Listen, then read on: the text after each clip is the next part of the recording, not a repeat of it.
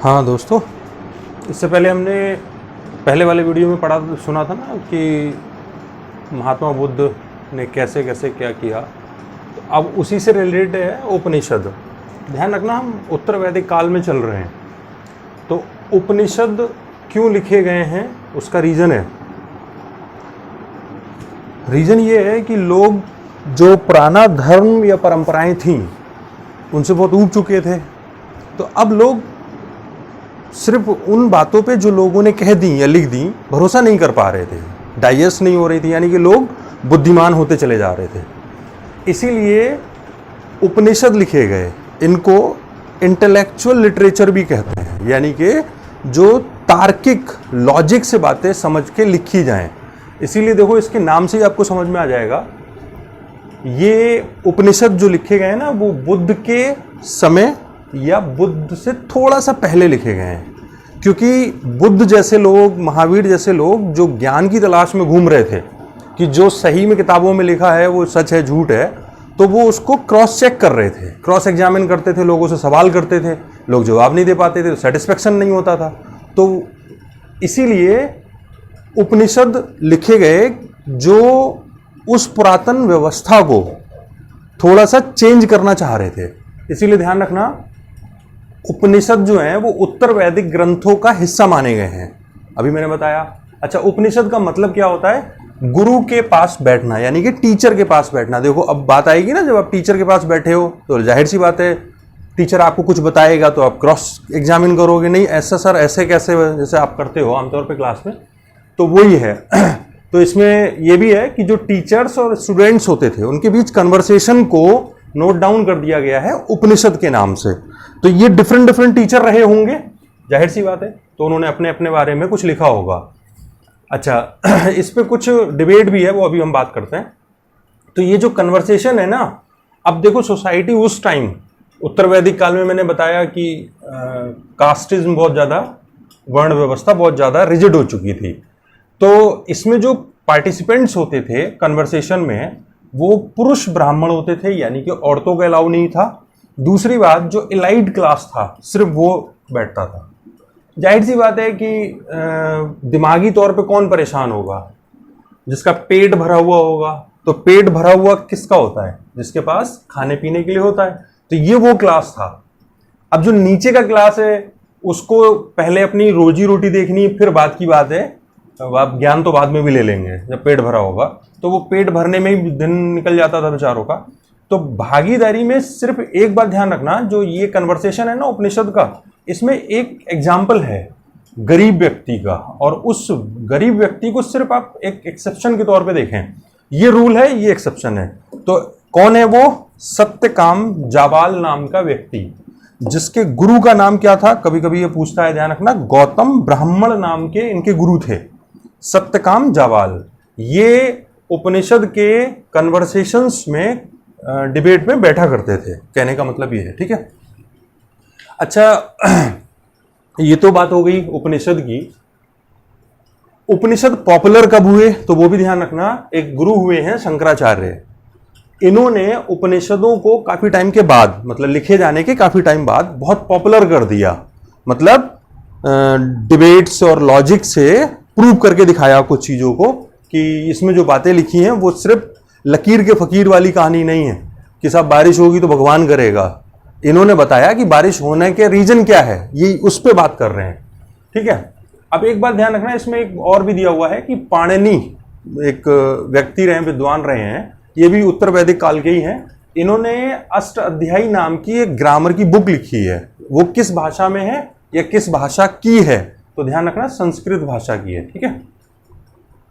अच्छा, अब हम बात करते हैं उपनिषद के बाद जो दर्शन बने हैं, यानी कि कुछ विद्वानों ने अपनी अपनी थिंकिंग डेवलप की है, तो उसी को कहते हैं षड दर्शन। यानी कि भारत में 6 दर्शन, जो फिलॉसफीज आप कह सकते हो, वो पॉपुलर रही हैं। कौन कौन सी हैं, इस पे कई बार क्वेश्चन पूछा हुआ है। तो षड दर्शन का मतलब क्या है? सच्चाई की खोज करना, इनका ऑब्जेक्टिव ये था। अच्छा, उसमें कौन कौन से हैं 6? ध्यान रखना, इनके नाम रट लेना, पूछता है। वैशेषिक दर्शन किसने बनाया? तो ध्यान रखना, ऋषि कणाद। सांख्य दर्शन किसने बनाया? ऋषि कपिल। पूर्व मीमांसा किसने बनाया? जैमिनी। अच्छा, इसी से रिलेटेड देखो एक और है वेदांत, जिसको आमतौर पे उत्तर मीमांसा कहते हैं। ध्यान रखना, उत्तर मीमांसा और वेदांत एक ही है। तो वेदांत को किसने लिखा? व्यास ने। योग दर्शन को पतंजलि ने डेवलप किया, न्याय दर्शन को गौतम ने डेवलप किया। ठीक है, ये नाम आप जरूर ध्यान रखना। अब मैंने बोला था ना, इस पे कुछ डिबेट है कि ये षड दर्शन या ये सब, तो इसमें ना फ्रेडरिक मुलर, एक यूके जर्मनी ओरिजिन के एक व्यक्ति थे, विद्वान थे। उन्होंने बहुत वक्त गुजारा भी है इंडिया में। इन्होंने एक बात लिखी है कि जो 6 दर्शन है, ये किसी पर्टिकुलर एक इंडिविजुअल ने नहीं बनाए हैं। जो यहाँ लिखा है ये इनका अपना सोचना है। अब क्यों सोचा है पता नहीं, रिसर्च की होगी कुछ। इन्होंने कहा है कि ये बहुत सारी पीढ़ियों में लोगों के जो विचार थे, क्वेश्चंस आ रहे थे, वो सोसाइटी में कहावतें बनते गए, डेवलप होते चले गए।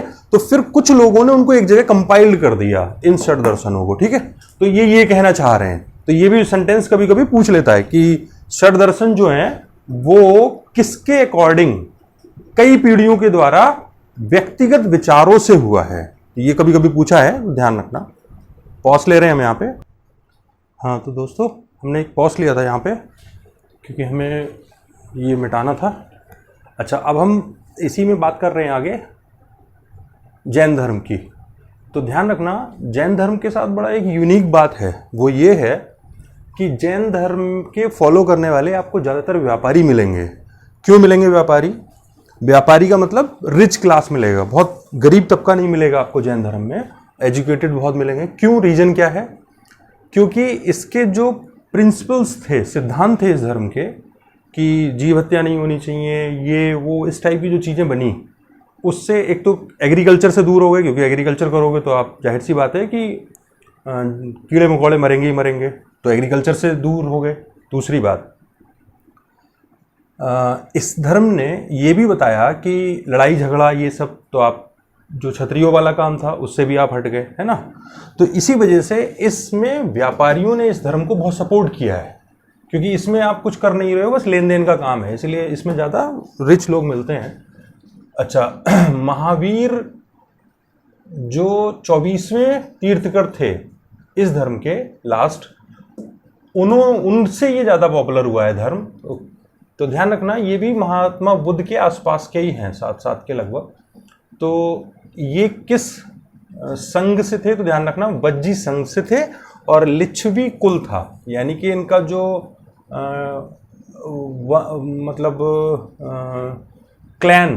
क्लैन जो था वो लिच्छवी था, और जो इनका संघ यानी कि जो राजा टाइप अपने एरिया वगैरह रहे होंगे वो वज्जी था। 12 साल तपस्या की, ये भी कई बार पूछा हुआ है कि कितने साल महावीर ने तपस्या की है। ठीक है।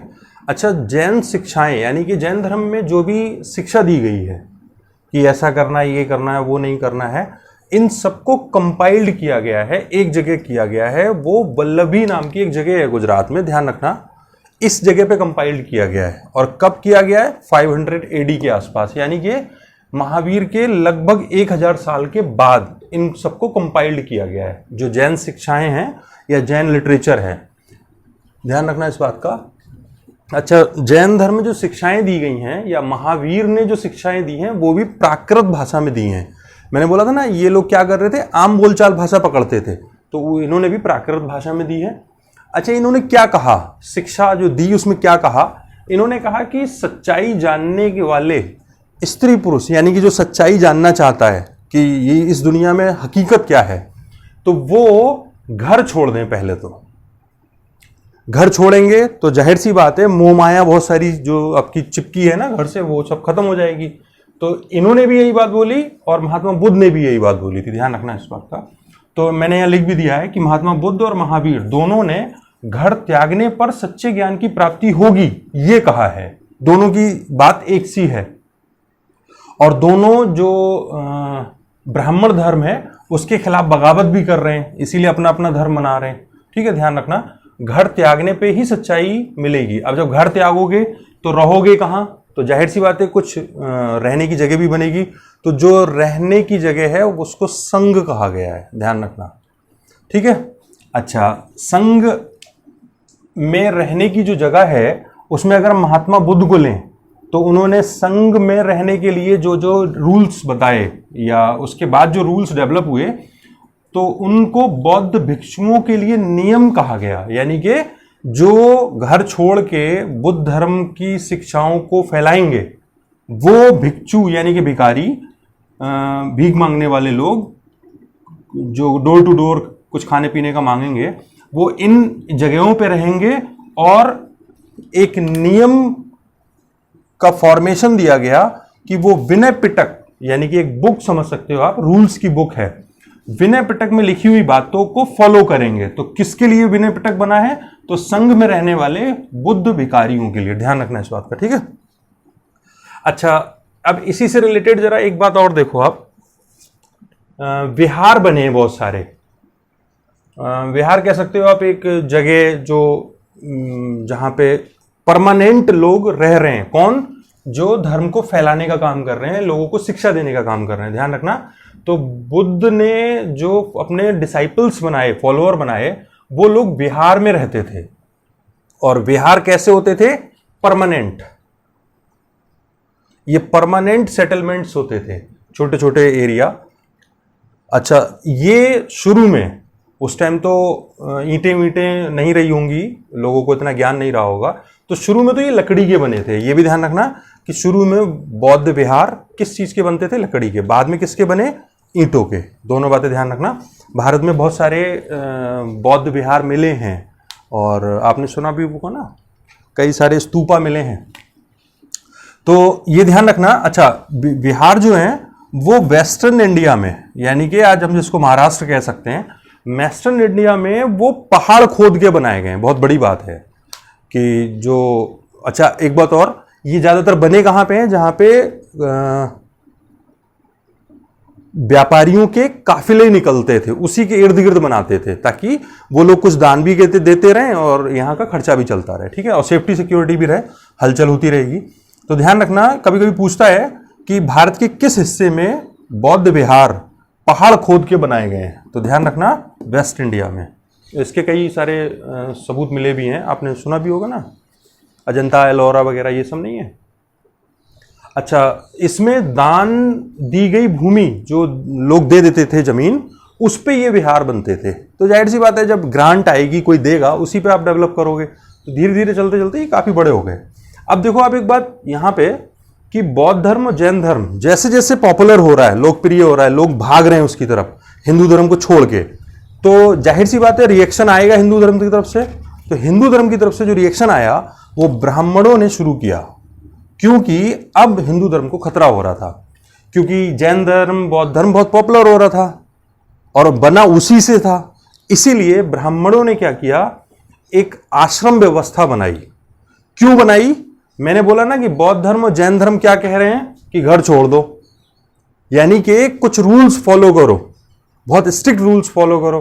तो उसी को लेके ब्राह्मण लोगों ने आश्रम व्यवस्था बनाई और उन्होंने उसको कैटेगराइज कर दिया 4 वर्ग में, या ये कह सकते हो आप कि जीवन के चरण, स्टेप्स। पहले आपको ये करना है, इतनी उम्र के बाद ये करना है, इतनी उम्र के बाद ये करना है। तो ये 4 चरण हैं जीवन के, जिनको आश्रम व्यवस्था कहा गया है। और अब ये आश्रम व्यवस्था इनके जो पॉपुलैरिटी थी उसको टक्कर देने के लिए तैयार थी। तो क्या हुआ इस आश्रम व्यवस्था में? पहला आश्रम ब्रह्मचर्य। इसमें क्या करना था? वेदों का अध्ययन करना था, सीखना था। वही बात आ गई ना जो हम जैन धर्म, बौद्ध धर्म में पढ़ रहे हैं। ब्रह्मचर्य, वेदों का अध्ययन, सेल्फ कंट्रोल भी करना है। ये कौन कौन कर सकता था? ब्राह्मण, क्षत्रिय और वैश्य। ध्यान रखना इस बात का।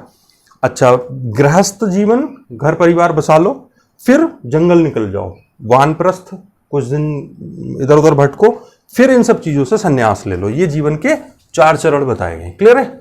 तो होपफुली जितना मैं जानता हूं उतना मैं शायद समझा पाया आप लोगों को। तो अब हम लोग नेक्स्ट क्लास में नया टॉपिक डिस्कस करेंगे। Have a nice day.